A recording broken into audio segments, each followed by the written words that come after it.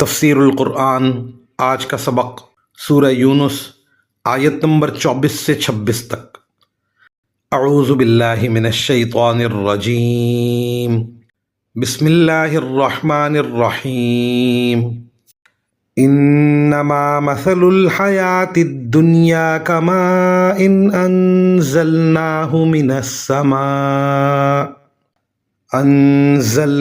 من السماء فاختلط به نبات الأرض مما يأكل الناس والأنعام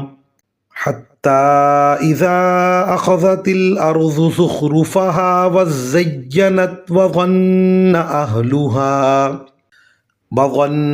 أهلها أنهم قادرون عليها أتاها أمرنا ليلا أو نهارا فجعلناها حصيدا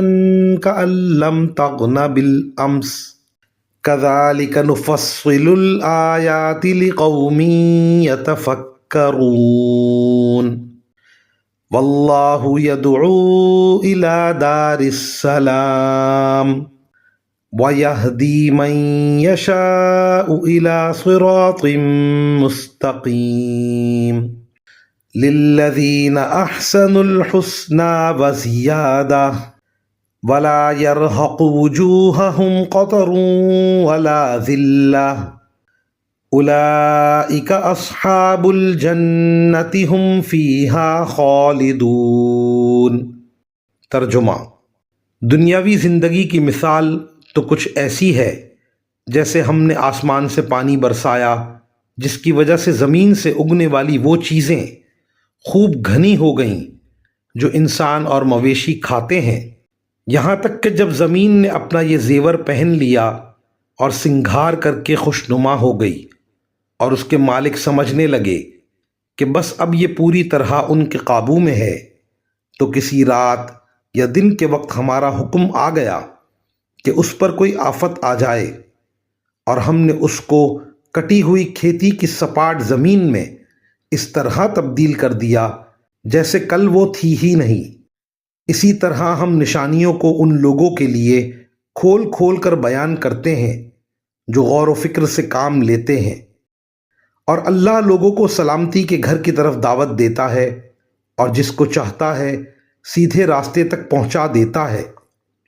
جن لوگوں نے بہتر کام کیے ہیں بہترین حالت انہی کے لیے ہے، اور اس سے بڑھ کر کچھ اور بھی۔ نیز ان کے چہروں پر نہ کبھی سیاہی چھائے گی نہ ذلت، وہ جنت کے باسی ہیں، وہ اس میں ہمیشہ رہیں گے۔ ان آیات کی تفسیر میں مفسرین کرام لکھتے ہیں دنیا کی حالت بھی ایسی ہی ہے کہ اس وقت وہ بڑی خوبصورت اور بنی سجی معلوم ہوتی ہے، لیکن اول تو کبھی قیامت سے پہلے اللہ تعالیٰ کے کسی عذاب کی وجہ سے اس کی ساری خوبصورتی ملیا میٹ ہو جاتی ہے۔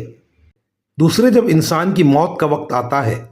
تب بھی اس کے لیے یہ دنیا اندھیری ہو جاتی ہے، اور اگر ایمان اور عمل صالح کی پونجی پاس نہ ہو تو پتہ چلتا ہے کہ یہ ساری خوبصورتی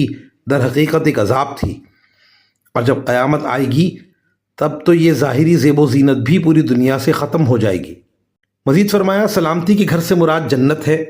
چنانچہ اللہ تعالیٰ کی طرف سے دعوت تو تمام انسانوں کے لیے عام ہے کہ وہ ایمان اور عمل صالح کے ذریعے جنت حاصل کریں، لیکن اس تک پہنچنے کا جو سیدھا راستہ ہے اس تک اللہ تعالیٰ اسی کو پہنچاتا ہے جسے وہ اپنی حکمت سے چاہتا ہے،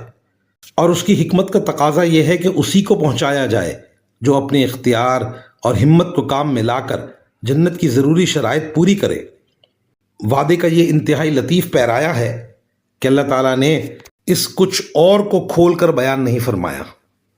بلکہ پردے میں رکھا ہے۔ اس کا مطلب یہ ہے کہ جنت میں تمام بہترین نعمتوں کے علاوہ کچھ نعمتیں ایسی ہوں گی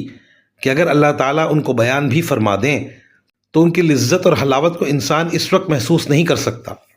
بس انسان کے سمجھنے کے لیے اتنا ہی کافی ہے کہ اللہ تعالیٰ نے کچھ اضافی نعمتوں کا ذکر فرمایا ہے جو انہی کی شان کے مطابق ہوں گی۔ حضرت صلی اللہ علیہ وسلم سے اس آیت کی تفسیر یہ منقول ہے کہ جب تمام جنتی جنت کی نعمتوں سے سرشار اور ان میں مگن ہو چکے ہوں گے تو اللہ تعالیٰ فرمائیں گے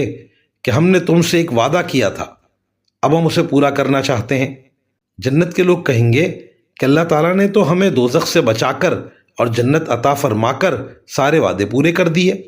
اب کون سا وعدہ رہ گیا؟